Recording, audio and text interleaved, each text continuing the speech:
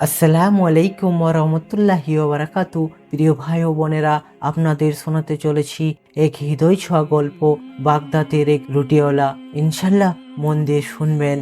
বাগদাদের এক সরু গলিতে থাকতেন বুড়ো রুটিওয়ালা। তার নাম ছিল আব্দুল কাদির।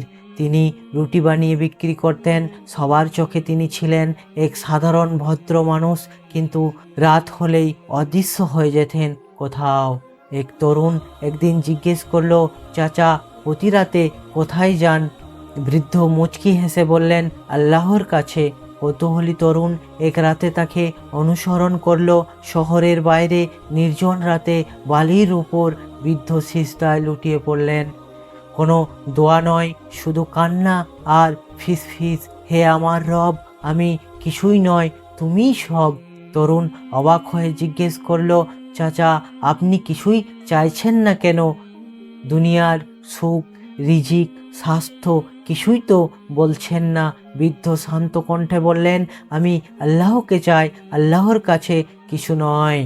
যখন তিনি মিলবেন, বাকিগুলো নিজেই মিলে যাবে ইনশাল্লাহ। আল্লাহর সাথে সম্পর্ক শুধু চাওয়া পাওয়া নয়, এটা এক ভালোবাসা ও উপস্থিতির সম্পর্ক। যে আল্লাহকে পেয়েছে সে সব কিছুই পেয়ে গেছে। আমিন। ভিডিওটা ভালো লাগলে একটা লাইক, কমেন্ট এবং সাবস্ক্রাইব করে বন্ধুদের সঙ্গে শেয়ার করবেন।